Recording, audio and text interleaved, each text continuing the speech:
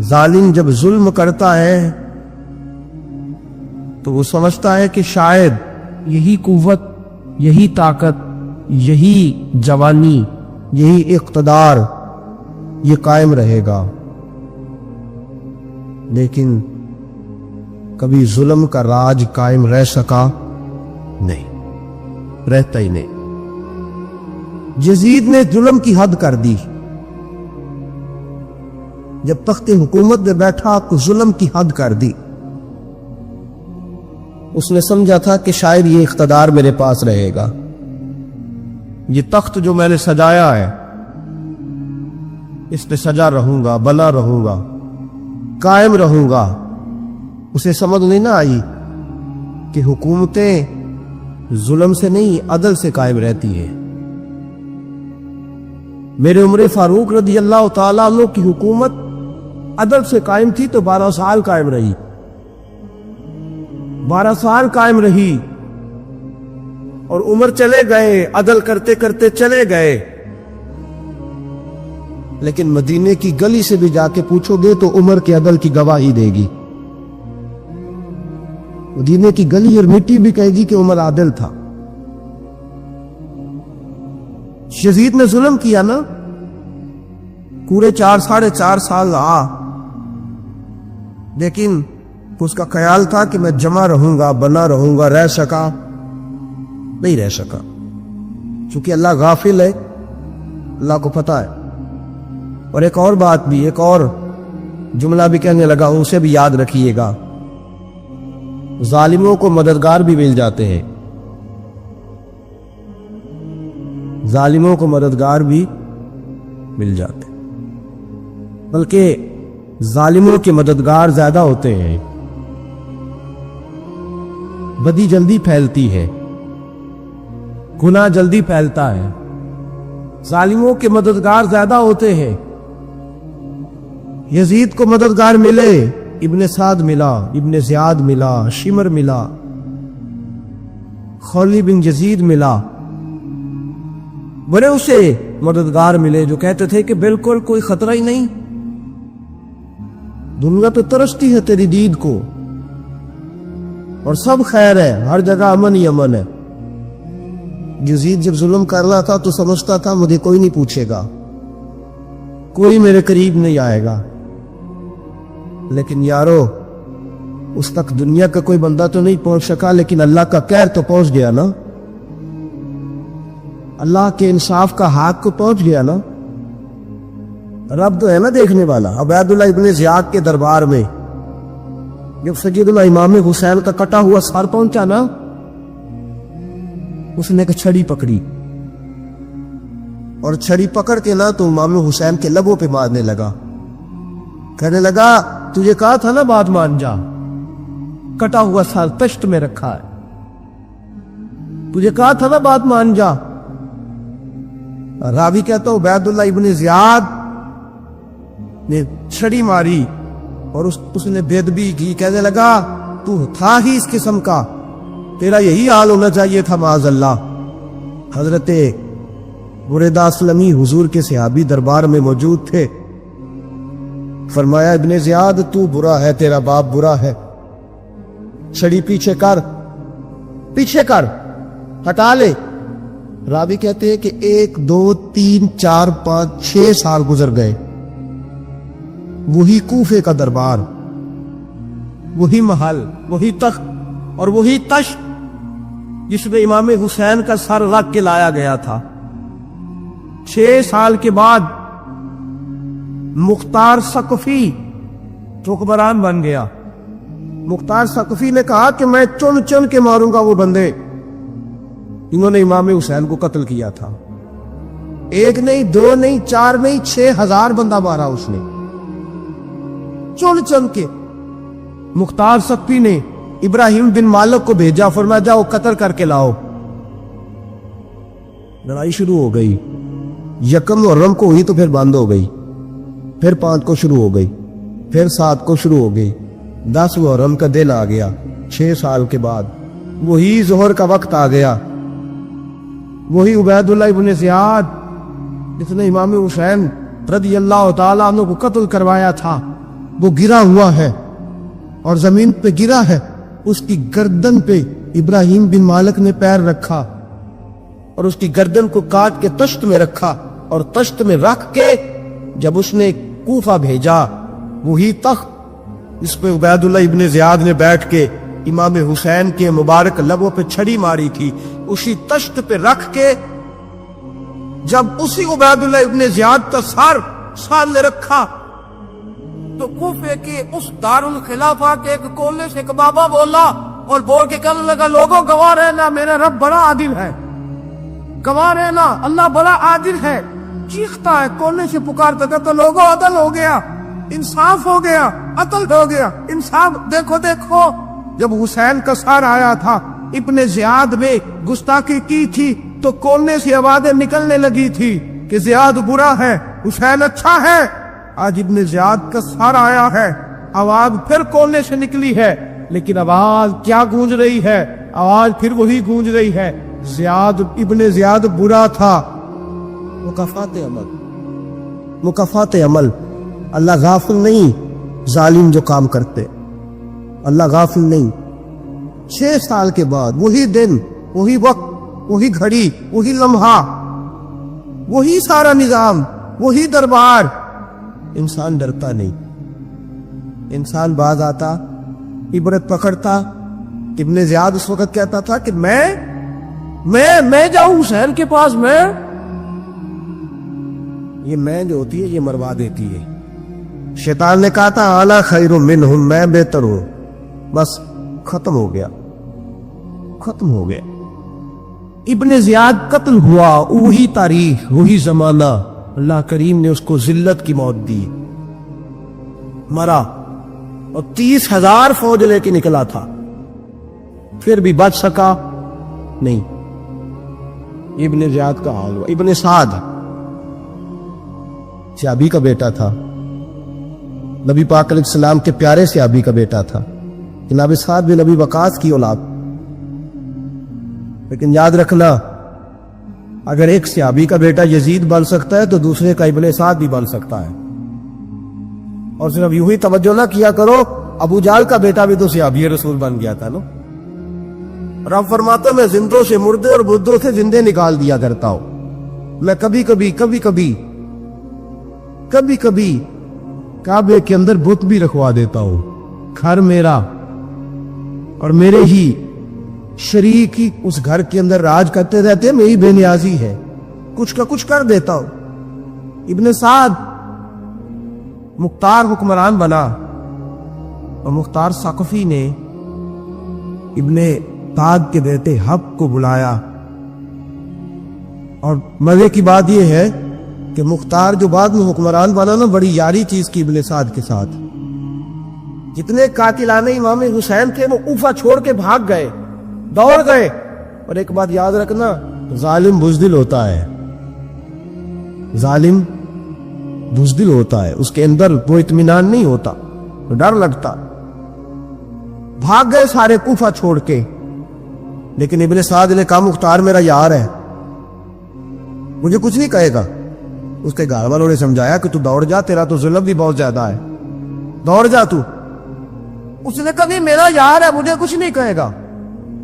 اس نے کہا تو نبی پاک کے نواسوں کا نہیں بنا تو تیرا یار تیرا بنے گا، تو رسول پاک علیہ السلام کے خاندان کا نہیں بنا، ان کا تو نے احترام نہیں کیا، یاری کا۔ اس نے کہا نہیں مجھے کچھ نہیں کہنے والا، تم چھوڑو اس بات کو۔ حق کو پیغام بھیجا، بیٹا آیا۔ مختار نے کہا تیرا باپ کدھر ہے؟ اس نے کہا جی ابا جی اب باہر نہیں نکلتے، بس گھر کے کونے میں بیٹھ کے اللہ اللہ کرتے ہیں۔ اس نے کہا اچھا کیا کرتے ہیں؟ کہا جی گوشہ نشین ہو گئے۔ اس نے کہا اب تیرا باپ گوشہ نشین ہوا ہے؟ اب گوشہ نشین ہوا ہے؟ بھیڑیے سے لومڑی نے کہا کہ جاؤ شکار کر لو، تو بھیڑیا کہنے لگا بوڑھا ہو گیا تھا نا، بھیڑیا کہنے لگا نہیں میں نیک ہو گیا ہوں، میں نے شکار کرنا چھوڑ دیا ہے، میں کسی جانور کو تنگ نہیں کرتا۔ تو لومڑی کہنے لگی نہیں بادشاہ سچی بات کر، اب تجھ سے دوڑا ہی نہیں جاتا، اب شکار پکڑا جاتا، اب تجھ سے دوڑا نہیں جاتا پکڑ، اب تیرے اندر آج بھی طاقت آئے تو کم کرے نہ، تو اب بھی چھوڑنے والا، اب تجھ سے دوڑا نہیں جاتا۔ ملا رومی فرماتے ہیں بوڑھا ہو کے تو بھیڑیا بھی نیک ہو جاتا ہے۔ جتنی مرضی نمازیں پڑھے، جتنے مرضی روزے رکھے، جتنی مرضی نفل پڑھے، سارا کچھ کر لے، لیکن اللہ کبھی حسین کے گستاخ کو معاف نہیں کرے گا، کبھی نہیں معاف کرے گا۔ اس لیے کہ جو حسین کا بے ادب ہے وہ دراصل رسول پاک کا بے ادب ہے، اللہ اسے معاف کرے گا۔ وہ ظالم ہے، اس نے ظلم کیا، ابھی 6 سال ہی تو گزرے تھے، 6 سال ہوئے صرف۔ ابن سعد بھیجا بیٹے کو، کہا جا اب اپنے باپ کو جا کے کہہ یہ مختار بلاتا ہے، بات سنے آ کے۔ ڈر گیا، میں نے کہا ظالم بزدل ہوتا ہے نا، کہنے لگا اسے جا کے کہو میں نہیں آ سکتا، بیمار ہوں۔ میں نے کہا چلو وہ نہیں آ سکتا تو ہم تو جا سکتے ہیں نا، ہم تو جائیں گے نا۔ ابن سعد نے بھیجے 10-12 بندے، فرمایا جاؤ زندہ نہ لے کے آنا، میرے پاس زندہ نہ لے کے آنا۔ گئے، بیٹے کو حفص کو گرفتار کر کے کھڑا کر دیا، اور جناب یہ جو ابن سعد تھا اس کو بھیجا، کہا جب تم اس تک پہنچو نا تو جا کے گردن مارنا اس کی، اور مجھے اس کی وجود نہیں دیکھنا، صرف کٹا ہوا سر دیکھنا ہے۔ گئے، جا کے اس کو پکارا، کہا مختار نے بھیجا ہے مارنے کے لیے۔ کہنے لگے مختار مجھے نہیں مار سکتا، میرا یار ہے۔ ابن سعد کہتا مختار مجھے مار سکتا، میرا یار ہے۔ ان فوجیوں میں سے ایک فوجی کہنے لگا اگر تم محمد کے نواسے کو مار سکتا تو تجھے بھی تیرا یار مار سکتا ہے۔ گرفتار کر لیا، منتیں کرتا رہا۔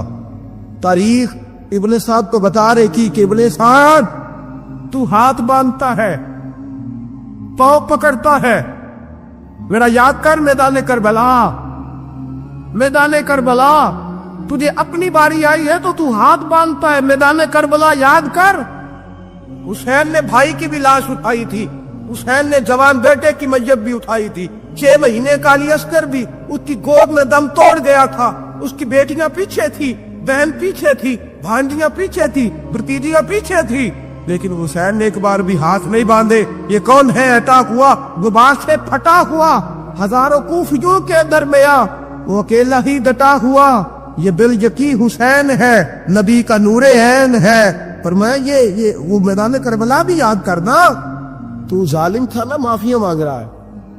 حسین رسول پاک کے نواسے تھے، ایک بار بھی معافی طلب ہے، دیکھ منظر یاد کر۔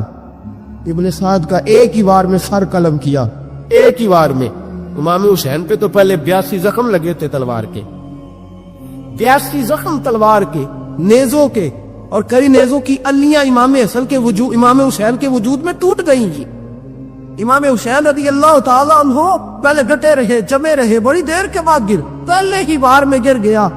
ابن سعد کا کٹا ہوا سر پہنچا تو بیٹا کھڑا تھا۔ مختار سبتی نے کہا کہ تیرا باپ میں نے مار دیا ہے۔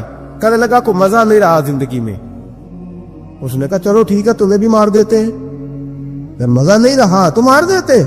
کاٹ دیا سر اس کا بھی، کاٹے، تشت میں رکھے، اور مدینہ منورہ حضرت محمد بن حنفیہ رضی اللہ تعالیٰ عنہ جو امام حسین کے چھوٹے بھائی تھے، جناب علی کی دوسری زوجہ کے بیٹے تھے، جناب علی کے صاحبزادے ان کے پاس بھیجے، اور بھیج کے کہا کہ لو ابن سعد کا سر حسین کا بدلہ ہے، اور اس کے بیٹے کا سر علی اکبر کا بدلہ ہے۔ وہ محمد بن حنفیہ کے پاس پہنچے تو آپ نے فرمایا یہ کمینوں کے سر میرے بھائی کے سر کا بدلہ ہو ہی نہیں سکتے، یہ کہاں حسین کا بدلہ ہو سکتے ہیں، وہ حسین ابن علی۔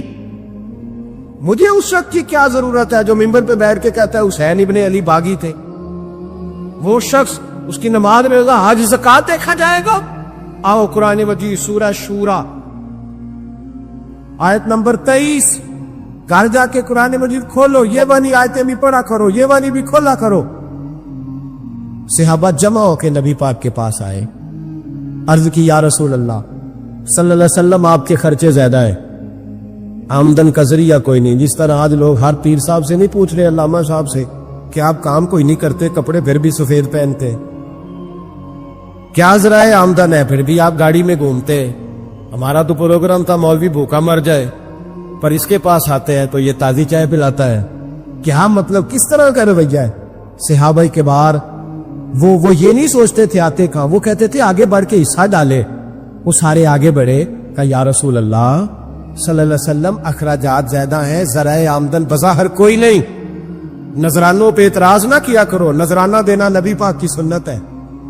نذرانہ قبول کر لینا نبی پاک کی بولو حضور کی سنت ہے. تو صحابہ جمع ہو کے آئے, ایک جگہ پہ میٹنگ کی, کا تھوڑے سے پیسے ہر مہینے پیش کریں گے. تو حضور سے بات کون کرے گا پیسوں کی؟ کہا ہم نے نہیں کرنی, نبی پاک کے چچا جناب عباس کریں گے. حضرت عباس رضی اللہ تعالیٰ عنہ کے ذمے لگایا گیا. جناب عباس آئے, حضرت عباس رضی اللہ تعالیٰ عنہ پیسے لے کے آئے, اور سیانے بندے تھے, انہوں نے بڑی سمجھداری والی عقل مندی والی بات چھیڑی. یہ نہیں کہا کہ حضور ہم یہ نذرانہ دیں گے. کہنے لگے یا رسول اللہ ہمیں پتہ ہے آپ کی مذہبی مصروفیت اتنی ہے کہ آپ کو ٹائم نہیں ملتا کاروبار کرنے کا. اگر آپ کام کریں گے تو پھر آپ کس طرح کر کے دین کا کام ہو سکے گا. اور یا رسول اللہ آپ نے جو ہمارے لیے کیا ہے اس کا ہم بدلہ نہیں دے سکتے, ایک حرف کا بدلہ نہیں دے سکتے. حضور یہ تھوڑا سا نذرانہ ہر مہینے لایا کریں گے, قبول کر لیں. نبی پاک کے سامنے رکھا ہی تھا کہ اللہ کا قرآن بول پڑا. کا کل لا اسألکم علیہ اجرا, محبوب ان سے فرما دو کہ میں نے تمہارے لیے بڑی تکلیف سہی ہے, پر میں تم سے کوئی اجر نہیں مانگتا, تم سے کوئی اجر نہیں مانگتا. ہاں اگر تم نے کچھ کرنا ہے الا المودۃ فی القربى, تو میرے قریبیوں سے پیار کرتے رہنا, میری ختیجہ سے پیار کرنا, میری عائشہ کا ادب کرنا, میرے قریبیوں کا احترام کرنا. یا رسول اللہ ازواج تو گھر میں ہے ہی, قریبی کوئی اور بھی خاص ہے جس کا ادب کرنا ہے؟ تو نبی پاک نے فرمایا ہاں علی, فاطمہ, علی اور فاطمہ کی اولاد.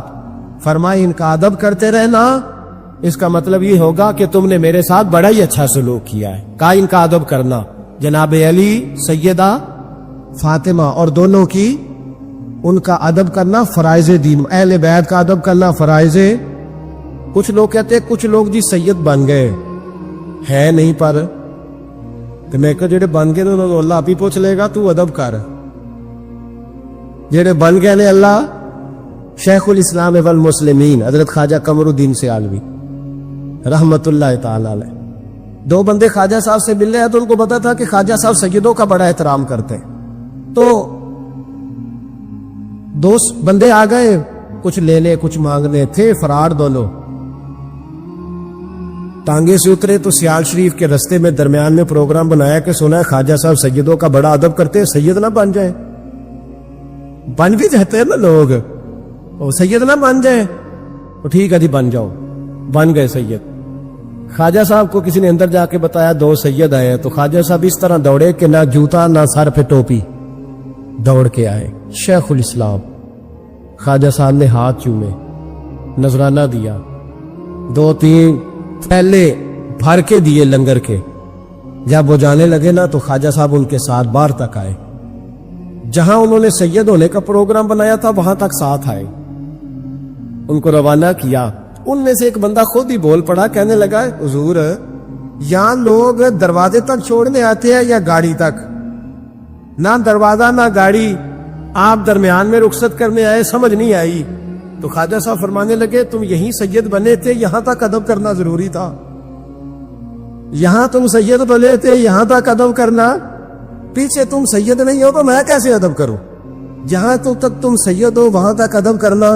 اور میرے اعلیٰ حضرت نے عقیدہ دیا, کہنے لگے تیری نسل پاک میں ہے بچہ بچہ نور, تیری نسل پاک میں ہے بچہ بچہ نور کا, تو ہے عین نور تیرا سب گھرانہ نور کا.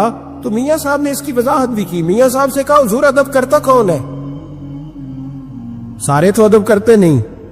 تو میں دور دینا جاتا, پرانے محدثین نہیں پوچھتا, یہ کشمیر میں میاں محمد بخش صاحب سے پوچھ لیتے ہیں حضور ادب کرتا کون ہے؟ تو میاں صاحب فرمانے لگے اصلا نال جے نیکی کریے. کنہ نال؟ اصلا نال جے نیکی کریے تے وہ نسلہ تاک نہیں پھول دے. ہاں بے اصلا نال نیکی کریے تے پھول کنڈیاں نال تول دے. بے اصلا فرمانے لگے جو اصل ہوگا نا اخلاق کا, کردار کا, خاندان کا اصل, وہ ہمیشہ مصطفیٰ کے صحابہ کا بھی احترام کرے گا اور اہل بیت نبوت کا بھی ان کا ادب کرے. سنے نبی پاک نے کیا فرمایا, ترمذی میں حدیث ہے. نبی پاک نے خطبہ حجت الوداع دیا. لوگ ہمیں کہتے ہیں نماز روزہ حج زکات اس سے آگے نہ جاؤ. حضور نے خطبہ دیا, فرمایا میں تمہیں دو چیزیں دے کے جا رہا ہوں، اگر تھام کے رکھو گے تو گمراہی تمہارے پاس نہیں آئے گی۔ یا رسول اللہ کون کون سی؟ فرمانے لگے ایک میں تمہیں قرآن دے کے جا رہا ہوں، دوسرا اپنا خاندان دے کے جا رہا ہوں، ان کو تھام کے رکھنا، گمراہی کبھی تمہارے پاس۔ حضرت سیدہ زینب نے سارے جنازے دیکھے، بھتیجوں کو، بھانجوں کو، سب کو شہید ہوتے دیکھا۔ عورتیں ڈرتی میت کو ہاتھ نہیں لگاتی، چیختی ابھی دیا، لیکن حضرت جناب زینب نے پتہ کیا دیکھا تھا؟ وہ سننا ذرا، امام حسین کی لاش مبارک کربلا میں پڑی تھی اور امام حسین کا سر کاٹ کے نیزے پہ چڑھایا گیا تھا، اور وہ بیویوں کے سامنے خالی سر چل رہا تھا، اور سینکڑوں میل کا سفر کر کے دمشق کے بازاروں سے گزرتا وہ سر گیا، کٹا ہوا سر دیکھا، لاشیں دیکھے۔ یزید کا دربار آیا، بی بی صاحبہ کو نا ایسے عورتوں نے اپنے حالے میں لیا ہے، سیدہ زینب وہاں بیٹھ گئی۔ تو جب بولا نا یزید دربار میں، کہنے لگا کہ دیکھو اللہ نے عزت والوں کو عزت دی، معاذ اللہ ثم معاذ اللہ، اور میرے مخالفین کا کیا حشر ہوا جب اس نے دیکھے نا، ایک آدمی مجبور ہے، مقہور ہے، اتنا لمبا سفر ہے، غربت ہے، پیاس ہے، بیماری ہے، کیا انداز ہے جب اس عالم میں یزید کے دربار میں اس نے گستاخی کی امام حسین کی۔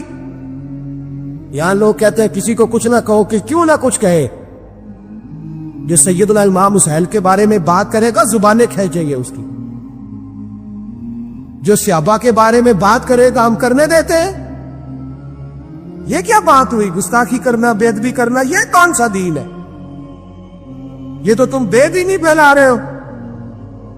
سنو، جب اس نے بے ادبی کی تو سیدہ زینب چپ نہیں رہی، بلکہ حضرت زینب بولی اور کھڑی ہوئی، اور آپ نے تلاوت کی قرآن مجید کی،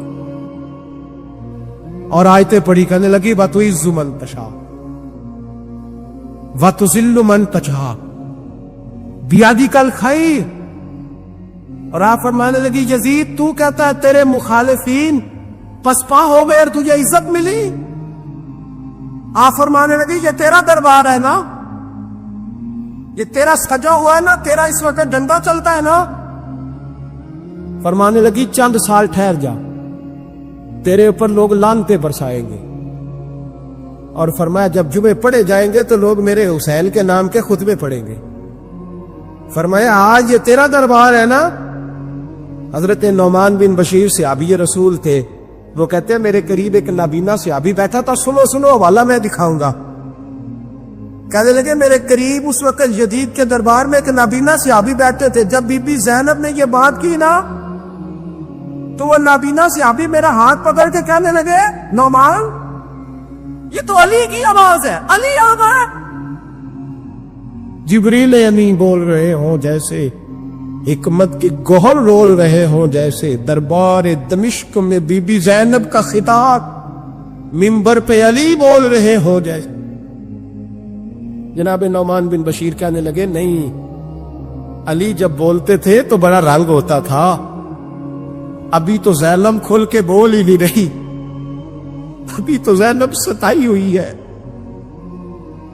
ابھی تو زینب زخم کھا کے آئی ہے، ابھی تو زینب پیاسی ہے، کاش زینب تر و تازہ ہوتی، تو زینب خطبہ پڑھتی تو علی کی طرح گرجدار آواز نکلتی، یزید کے محل کانپتے، جبریل امین بول رہے ہوں جیسے، حکمت کے گوہر رول رہے ہوں جیسے، دربار دمشق میں بی بی زینب کا خطاب، منبر پہ علی بول رہے ہوں جیسے۔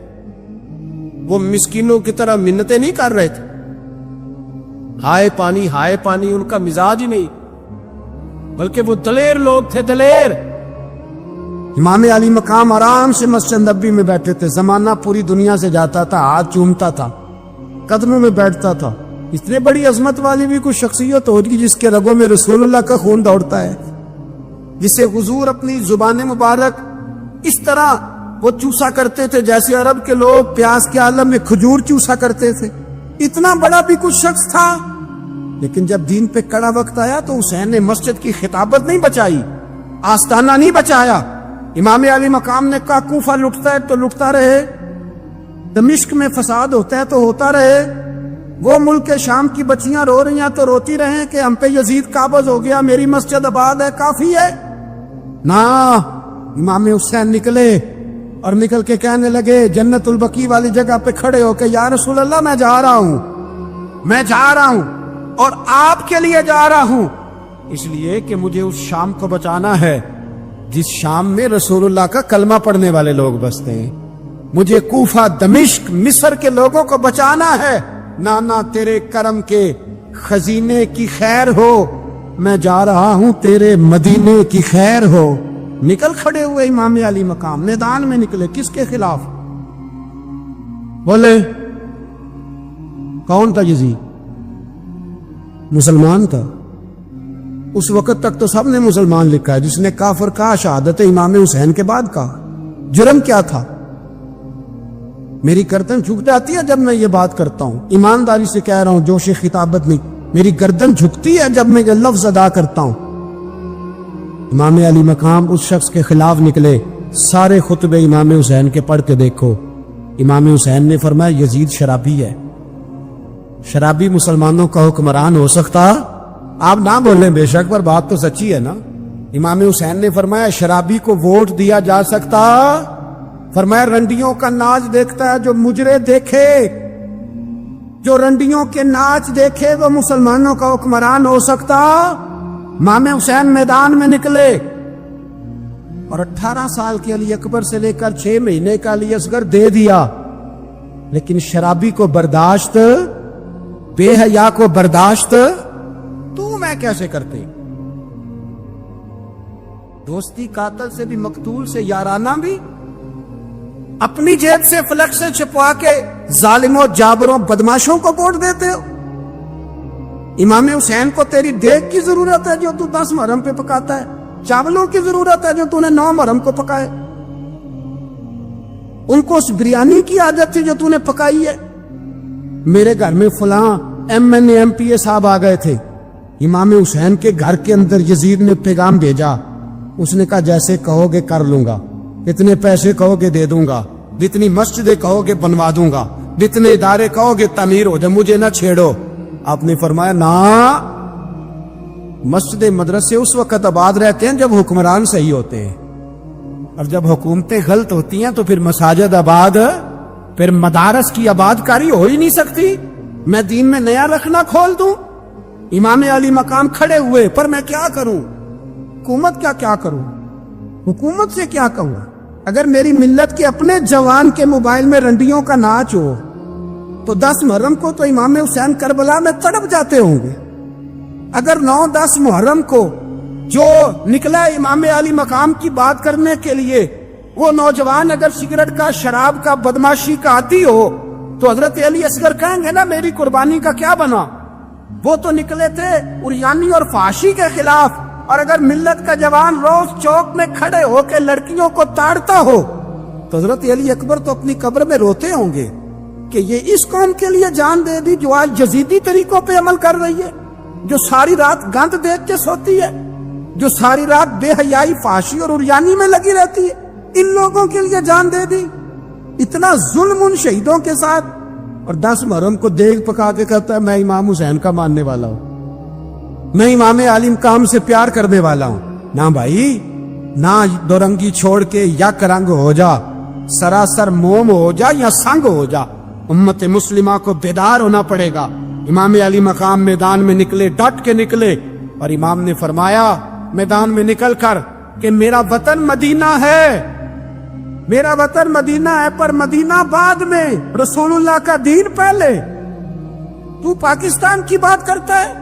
امام علی مقام نے فرمایا مدینہ کی شہریت بعد میں، رسول اللہ کا دین پہلے، اور تیرے تو بچے عام سے ہیں. امام حسین نے فرمایا میری گود میں جو بچے ہیں وہ رسول اللہ کے نواسے ہیں، پر بچے بعد میں، نبی پاک کا دین پہلے. آپ نے فرمایا تیری بیٹی بڑی باوقار ہوگی, اس کی بڑی عزت ہے, تو کہتا ہے بیٹی کی وجہ سے بلیک میل ہو گیا. لیکن جو شان خدا نے حسین کی بیٹی کو عطا فرمائی, جن بچیوں کا سر کا بال ننگا ہو جائے, سر کا بال ننگا ہو جائے, تو امام شورانی فرمایا کرتے تھے اگر مدینے میں کسی سید زادی کے سر کا بال ننگا ہوتا تھا تو سورج اپنا منہ چھپا لیا کرتا, سورج چھپ جاتا تھا بادلوں کی اوٹ میں, اور مدینے والے سمجھ لیتے تھے کہ گھر میں کام کرتے کرتے کسی سید زادی کے سر کا کوئی بال ننگا ہو گیا.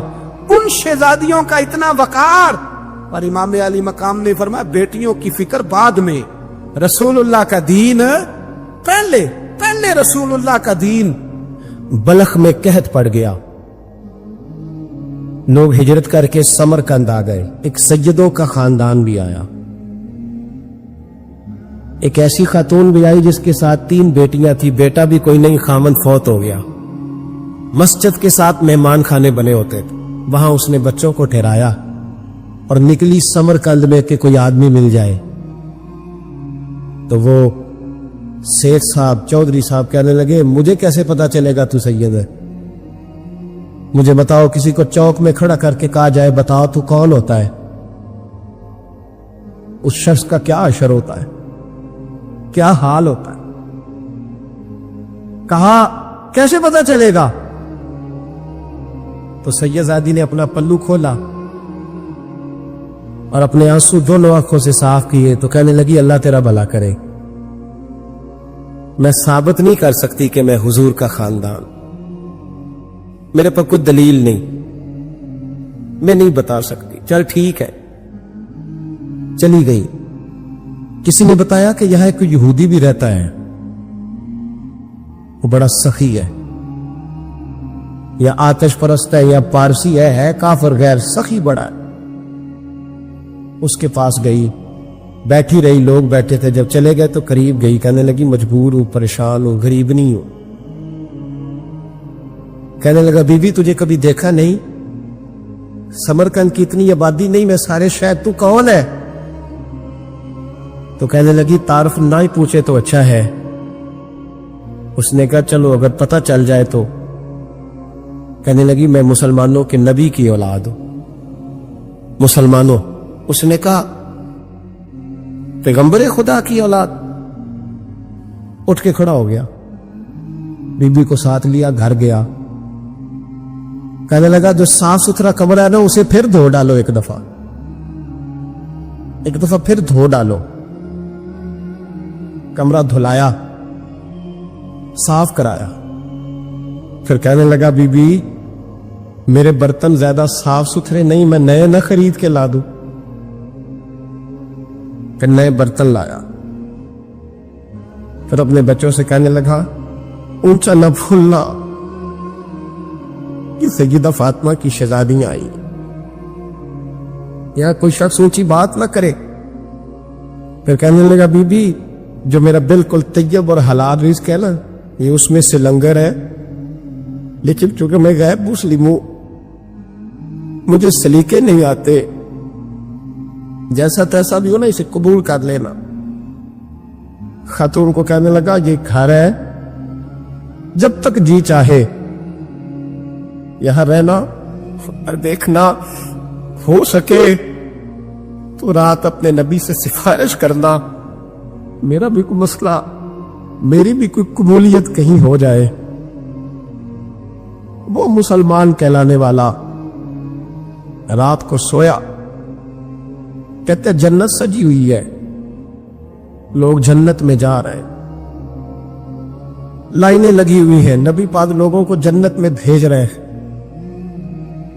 میں بھی دوڑ کے لائن میں لگ گیا. فرشتے نے میرا بازو پکڑا, کا پیچھے ہٹ. تو میں دوڑ کے حضور کی بارگاہ میں گیا, میں حضور سارے جنت میں جا رہے ہیں, یہ مجھے نہیں جانے دیتا. تو نبی پاک نے فرمایا تو کون ہے؟ کہ یا رسول اللہ میں مسلمان ہوں. کہتے حضور مجھ سے فرمانے لگے کوئی دلیل ہے تیرے پاس؟ دلیل ہے کوئی تیرے پاس؟ میں چپ کر گیا. فرمایا میری بیٹی ہے تیرے در दरवाजे पर आ ही गई थी तो तू दलीलें पूछने लग गया था। मैं जा दौड़ जा। सवेरे आंख खुली तो गलियों में ढूंढता फिरता है, तलाश करता फिरता है, कोने कोने में जाता है वो सादात का घराना कहां गया। ढूंढते ढूंढते उस गैर मुस्लिम के दरवाजे पे जाके पहचान लिया तो कहने लगा, खुदा का वास्ता, जो तूने नौकरी की है ना, इनकी मुझसे 11 गुना ले ले, ये सादात का घर मुझे दे दे। तो कहने लगा, कल तू आता तो शायद बात और होती, आज बात और है।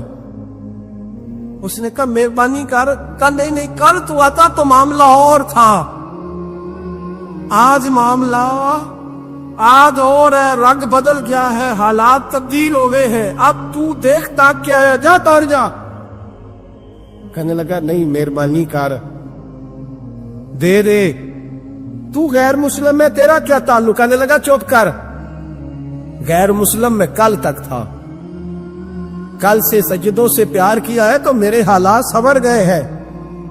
वो जो नजारे तूने रात ख्वाब में देखे हैं, मैंने जागती आंखों से देखे हैं। हजरत उमर जब नारा लगाते ना तो कैसे किस तरह कांपते। सफीर आते रूम के मिलने के लिए तो कहते, जाओ उमर नफल पढ़ रहे हैं, टाइम कोई नहीं। एक दिन अंदर मीटिंग हो रही थी, हजरत उमर मीटिंग में बैठे थे, आपके बेटे मिलने आए अब्दुल्ला इब्ने उमर। अब्बा जी अंदर आ जाओ। फरमाया, दरवाजे पे खड़ा हो, मैं जरूरी बात कर रहा हूं, अंदर ना आना। जनाब अब्दुल्ला इब्ने उमर कहते, मैं दरवाजे पे खड़ा हो गया। थोड़ी देर गुजरी तो इमाम हुसैन भी आ गए। एक हदीस में, एक रवायत में इमाम हसन का लफ्ज भी है। इमाम हुसैन आए, आके अब्दुल्ला इब्ने उमर से कहने लगे, उमर फारूक अंदर है? तो कहा, वो अंदर तो है। तो कहा, आप क्यों दरवाजे पे खड़े? कहने लगे, अब्बा जी ने कहा है यहां इंतजार करो, मैं कोई जरूरी बात कर रहा हूं। लेकिन शहजादे, मेरे लिए कहा है, मेरे लिए, आप जाना चाहे तो चले जाए। इमाम हुसैन कहने लगे, अमीरुल मोमिनीन कोई बात कर रहे होंगे, मैं जोहर के वक्त मस्जिद में मिल लूंगा, जोहर का टाइम आएगा ना तो मैं मस्जिद में मिल लूंगा। ये कह के चले गए। हजरत उमर बाहर आए तो हजरत अब्दुल्ला इब्ने उमर से कहा कि कोई आया तो नहीं। अर्ज की, हुजूर हुसैन इब्ने अली आए। हुसैन इब्ने अली। तो कहा, अंदर क्यों नहीं भेजा? कहा, मैंने कहा था बेशक चले जाएं, लेकिन वो कह रहे थे कि मैं जोहर के वक्त मस्जिद में मिल लूंगा। तो सैयदना उमर फारूक फरमाने लगे, अब्दुल्ला तुझे तेरी मां रोए, हुसैन को क्यों वापिस भेजा? फिर उमर, दुनियादारों के सामने डटना, खड़ा होना उमर पे खत्म है, लेकिन जो अंदर की बात है ना, रूह की, जो अकीदत की बात है। जनाब उमर फारूक दौड़े गए, इमाम हुसैन के दरवाजे पे दस्तक दी।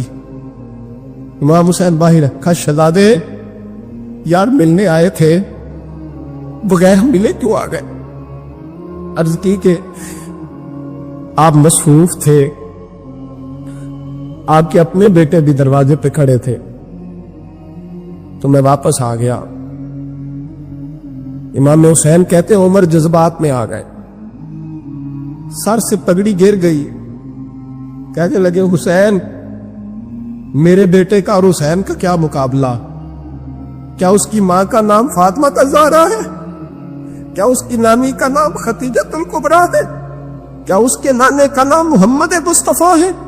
और फिर सर से पकड़ी उतरी थी, अपने बाल जोर से पकड़ लिए, कहने लगे, हुसैन, मैं ना मक्के में ऊंट चराया करता था और डंडों से मार खाता था अपने बाप से। ये जो आज सारी दुनिया में उमर के नारे लगते हैं, ये तेरे नाने का सदका है। शहजादे, मेरी वफा और मेरी वफा में जब तेरा दिल करे ना, दौड़ के आ जाया कर। उमर तो लोग, एक दिन इमाम हुसैन ने आगे ना जनाबे फारूक आजम से कहा, खुतबा दे रहे बच्चों की तभी शुरू में, कहने लगे, उमर नीचे उतरो, ये मेरे नाना का मिंबर है। तो हजरत सैयदना उमर, सुनो, जनाब उमर उतर के नीचे खड़े हो गए। तो कहा, जा जाके अपने नाने के मिंबर पे बैठ। تو حضرت عمر رو پڑے، کہنے لگے شہزادے میرے نانے کا ممبر ہی کوئی نہیں ہے ہی نہیں، یہ ممبر یہ مصلی یہ تیرے نانے کی شان ہے، میرے نانے کا کوئی ممبر نہیں، تیرے نانے کا ممبر ہے۔ تھوڑی دیر کھڑے رہے تو امام حسین کہنے لگے اچھا کوئی نہیں آپ کے نانے کا ممبر کا نہیں، کہا چلو پھر میرے نانے کے ممبر پہ بیٹھ جاؤ، بیٹھ جاؤ، چلو خیر ہے، کوئی نہیں آپ کے نانے کا، کہا نہیں، تو کہا کوئی نہیں پھر میرے نانے کے۔ جب حضرت عمر بیٹھے تو بڑا شاندار جملہ کہا، فرمانے لگے میں ممبر پر مرضی سے نہیں بیٹھا تھا، مجھے ابو بکر نے بٹھایا تھا، اور پھر حسین کے کہنے پہ میں اترا ہوں، اب مجھے حسین نے بٹھایا ہے، اب کسی کی جرأت ہے تو عمر کو اتار کے دکھائے، اب میں حسین کا تیری نسل پاک میں۔ یار کتنی بے شرمی کی بات ہے، لوگ امام حسین کو باغی کہے، ہم قائل نہیں ہیں وہ والی شہادت بیان کرنے کے جس میں کہتے ہیں ہائے حسین تو سکینہ تو زینب۔ ہمارے بزرگوں نے ہمیں یہ سبق، ہمارے بزرگوں نے ہمیں بتایا کہ امام حسین کی شہادت اس طرح بیان کرو کہ نوجوانوں میں جذبہ جہاد پیدا ہو، عورتیں صبر کا پہاڑ بن جائے، اس طرح شہادت ہم وہ والی۔ لیکن ایک بات ضرور ذہن میں رکھیں، یہ جو لوگ کہتے ہیں نا بڑے مظلوم تھے پانی نہیں آ سکا، میرے سے حوالہ دیکھے جس نے دیکھنا ہے، میرے سے حوالہ دیکھے، میرے سے۔ حضرت امام حسین میدان کربلا میں تھے تو تھوڑی سی جگہ کھود کے نا امام حسین نے تو خندق کھودی، خندق کھودنا عرب کا رواج تھا، مدینے میں بھی خندق کھودی گئی، اس کا نام ہی جنگ خندق۔ تو خندق کھود کے نا آگ جلائی جاتی تھی، یہ حفاظت کا ایک ذریعہ تھا تاکہ دشمن نہ آئے۔ تو امام حسین نے اپنے خیمے کے سامنے خندق کھود کے اس میں آگ جلائی تاکہ پردہ رہے، عورتوں کے پاس کو دشمن نہ آئے۔ تو ایک شخص سامنے کھڑا ہو کے کہنے لگا حسین تو نے دنیا میں ہی آگ جلا لی ہے، معاذ اللہ ثم معاذ اللہ، کہنے لگا آگے تو آگ ملے گی، یہاں جلا لی ہے۔ تو امام حسین کہنے لگے میں حکم دیتا ہوں آگ کو کہ تجھے ابھی پکڑ لے۔ لوگ کہتے ہیں مظلوم تھے، میں حکم دیتا ہوں آگ کو تجھے ابھی پکڑ لے۔ یہ لفظ امام حسین نے کہے، میں 3 کتابیں تو میری لائبریری میں ابھی ہیں جن میں حوالہ 3 کتب سے، اور آج کل پرسوں کی کتاب نہیں، سینکڑوں سال پرانی۔ جب کہا نا میں حکم دیتا ہوں تو وہ آدمی گھوڑے سے نیچے گرا، گھوڑے سے نیچے گرا، اور گھوڑے کی رکاب کے اندر اس کا پیر الجھا، گھوڑا ڈر کے اتنا دوڑا کہ جا کے اس آدمی کو آگ میں پھینک دیا، امام حسین کے سامنے جل کے مر گیا۔ یہ حسین ابن علی ہے، یہ ابھی حکم دیتے تو فرشتے ابھی آ جاتے، یہ ابھی بات کرتے تو ساری دنیا کی فوجیں ابھی اکٹھی ہو جاتے، یہ ابھی حکم دیتے تو ابھی آ جاتے۔ اور سنو، اگر جناب اسماعیل کے لیے دمبا آ سکتا ہے تو وہ تو حضرت ابراہیم کے بیٹے تھے، اور یہ تو مصطفیٰ کی اولاد ہے، ان کے لیے کیا کچھ نہیں ہو سکتا؟ لیکن امام حسین نے پسند کیا تھا کربلا کے جہاد کو۔ اپنے روزے کے نظارے مجھے آقا دے دو، یعنی جینے کے سہارے مجھے آقا دے دو، یعنی جینے کے سہارے مجھے آقا دے دو۔ بخت میرا بھی سنور جائے گا میرے آقا، بخت میرا بھی سنور جائے گا میرے آقا آقا اپنے قدموں کے اتارے، مجھے آقا دے دو، یعنی جینے کے سہارے مجھے آقا دے دو۔ ڈولتی ہے میری کشتی شاہ طوفانوں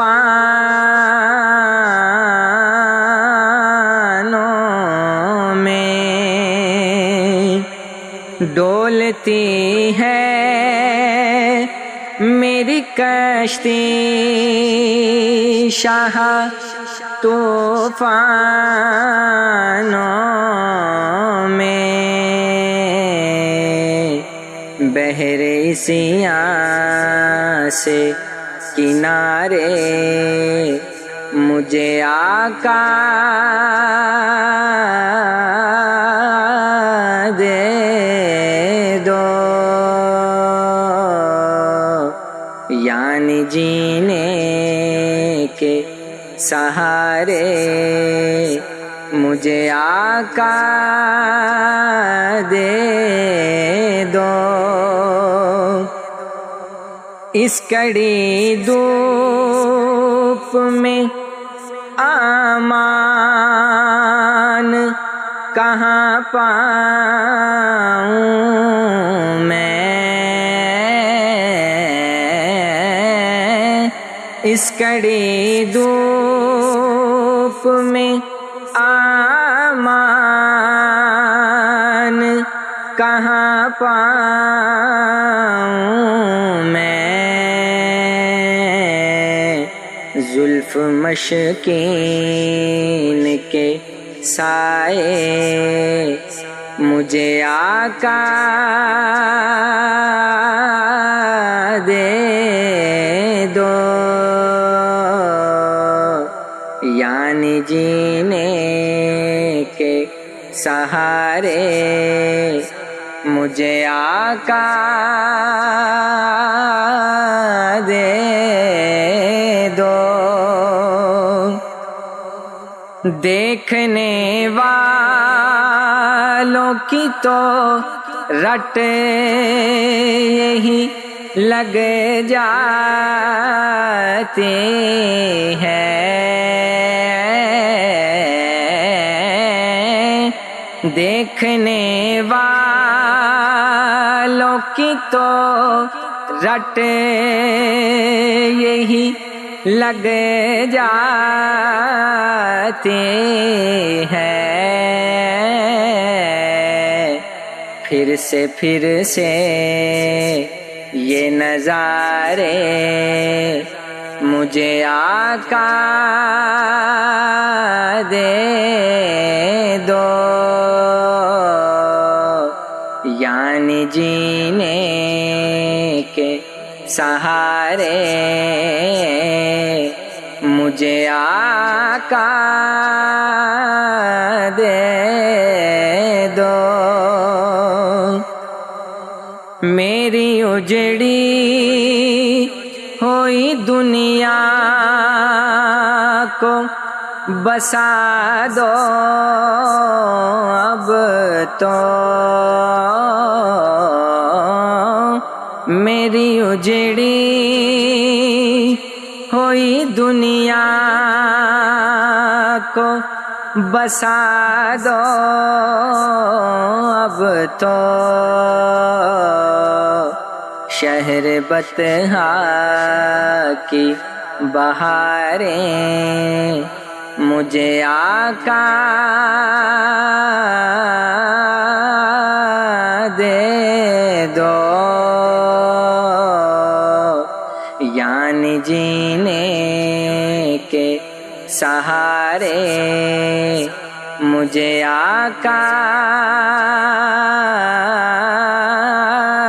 دے دو۔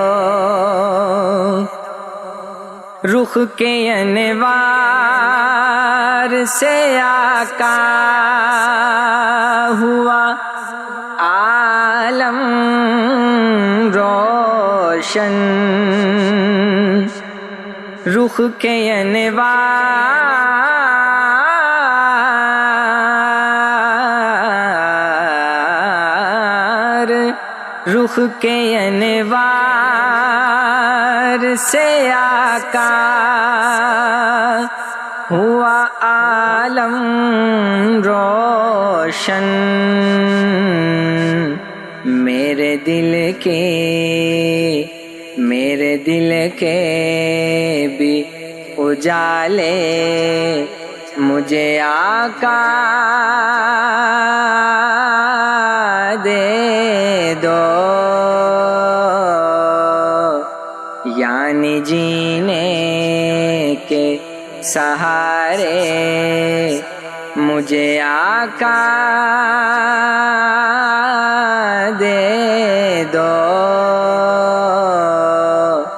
اپنے روزے کے نظارے مجھے آقا دے دو، یعنی جینے کے سہارے مجھے آقا دے دو۔